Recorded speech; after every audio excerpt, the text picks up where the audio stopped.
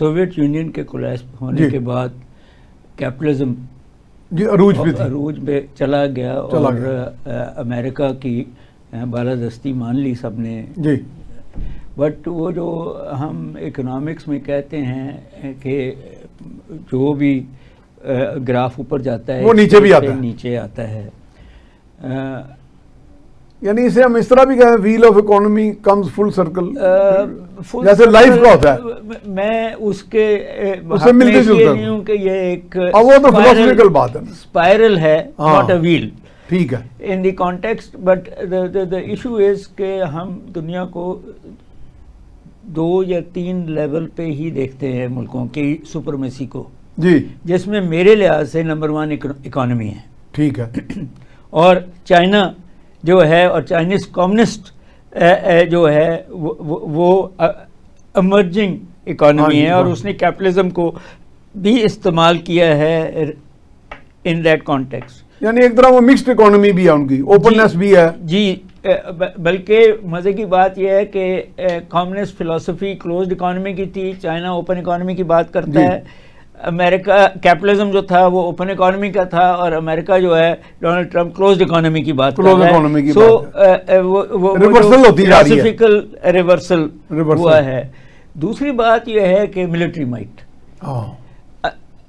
اب رشیا اور امریکہ کی ایک جو تھا بیلنس آف پاور، اس کے اندر ایک تیسری پاور آ گئی چائنا. مگر اس کے اندر ایک اور ایشو بھی آیا ہے، that is drawn technology, robotics, وہ ساری، اور لیزرز جو ابھی چائنا نے دکھائے ہیں اپنے. اور پھر چائنا کے آرمامنٹس کی جنگ کے اندر ہم نے جو ٹیسٹنگ ہو گئی ہے، ٹیسٹنگ کر دی، اور وہ جو فرانس کے طیارے گرائے گئے، اس میں ہم نے دکھا دیا کہ یہ ٹیکنالوجی صرف کاغذ پہ نہیں ہے، it is a real time technology.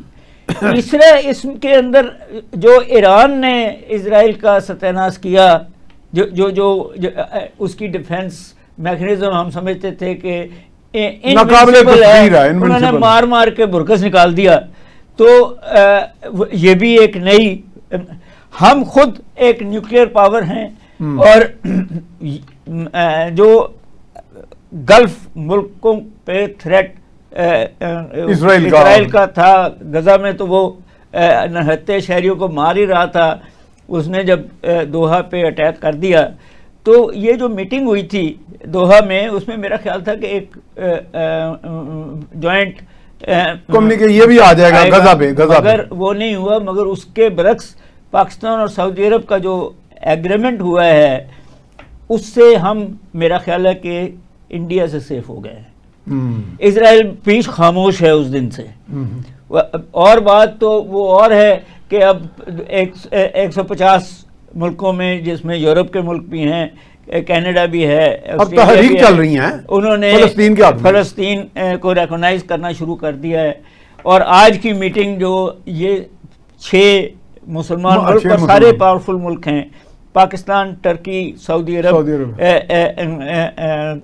Egypt, Jordan اور دوحہ، یہ ملاقات کر رہے ہیں. تو یہ ایک تو امریکہ کو کنونس کریں گے کہ فلسطین کو تسلیم کیا جائے. میرا خیال پاکستان جو ہے کشمیر کے ایشو کو بھی کرے گا.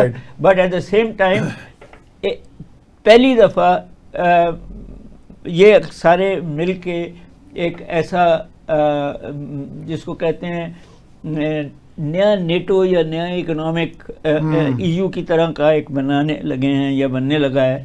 تو دنیا بدل رہی ہے. تو وہ جو بات آپ کر رہے تھے یونیپولر ورلڈ، وہ نہیں ہے. امریکہ نے کچھ کھلاڑیاں اپنے پاؤں پہ بھی ماری ہیں. آپ سمجھ رہے ہیں کہ امریکہ میں اب لیڈرشپ میں ریئلائزیشن پائی جا رہی ہے اس چیز کی؟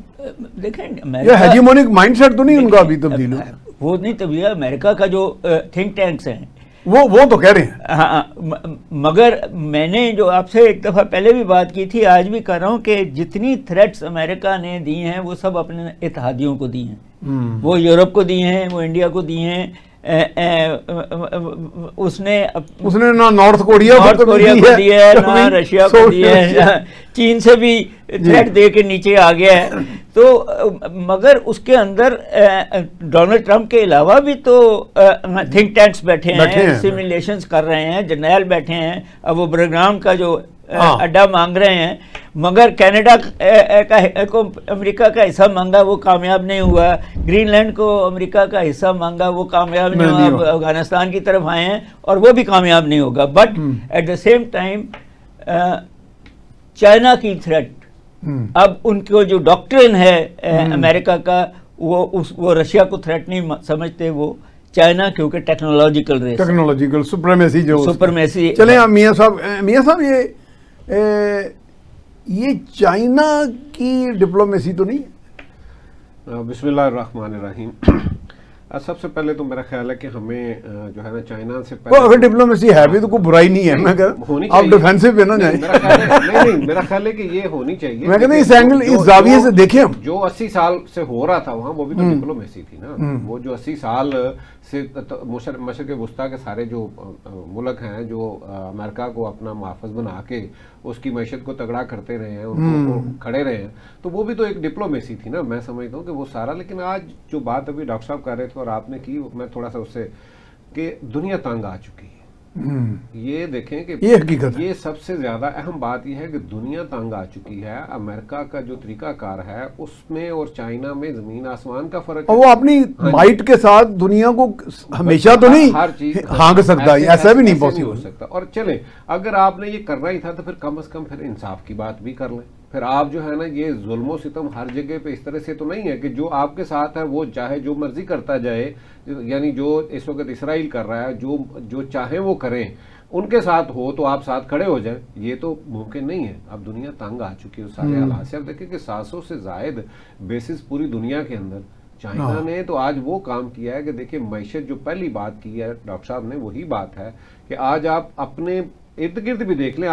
چائنا نے تو شطرنج کی بات ہی الٹ دی نا ساری کی. سب سے اہم بات آج کی بات معیشت ہے. جس کی معیشت ٹھیک ہے، اگر آپ دیکھیں پیچھے جو رشیا کے ساتھ ہوا، اس کے پیچھے وجہ کیا ہوئی تھی؟ ورنہ وہ ان سے کوئی اسلحے میں یا باقی چیزوں میں تو وہ بھی کام نہیں تھے. جہاں بھی دنیا کے اندر اس وقت دیکھیں معاشی جن کی حالات بہتر ہیں، وہ لوگ جو ہیں وہ بہتری کی ان میں امید ہے وہ کر سکتے ہیں. اور آج اگر یہ ملکوں نے جو آج یہ 6-7 ملک مل کے بات کر رہے ہیں، آپ دیکھیں کہ ان میں سوائے ہمارے باقی تو معاشی لحاظ سے اگر ہم بھی اپنا قبلہ درست کر لیں، سمت درست کر لیں، اپنے جو ہے نا معاشی کے ساتھ بد لگا دیں نا، بد معاشی، تو میرا خیال ہے کہ ہمارے تھوڑی سی بدمعاشی بھی کر لیں. اللہ تعالیٰ نے ہمیں کوئی کمی ہمارے یہاں بھی نہیں چھوڑی. مسئلہ یہ ہے کہ ہم نے آج تک اس طرف گئے نہیں ہیں. تو میں سمجھتا ہوں کہ آج وہ جو دنیا کے اندر وہ ہر طریقے سے رول کرنے کا وہ جو ان کا پروگرام تھا، جس طریقے سے وہ کرتے رہے، اور خاص طور پہ ایک ایسا بدماش جو ہے وہاں پہ کھڑا کر دیا جس نے اتنی قتل و غارت. یعنی آپ دیکھیں 6-7 ملکوں کے اوپر کون سا ملک چھوڑا جس پہ اس نے حملہ نہیں کیا. ٹھیک ہے. تو اب ان سارے حالات کے اندر لوگ ان سارے حالات سے، اور خاص طور پہ یورپ دیکھیں وہ بھی تنگ آ چکا ہے. یورپ کے ساتھ ابھی آپ دیکھ لیں کہ کیا کیا انہوں نے جی. چلے ادھر یوکرین کو کیا بچا لیا انہوں نے.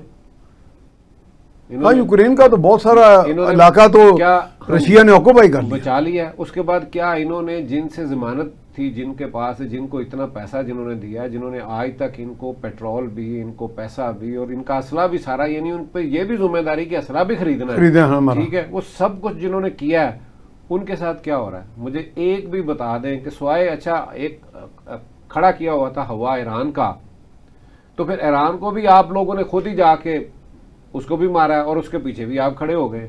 اب میرا خیال ہے کہ وہ دنیا بدل چکی. اب لوگوں کو سمجھ آ گئی ہے کہ وہ ان کی.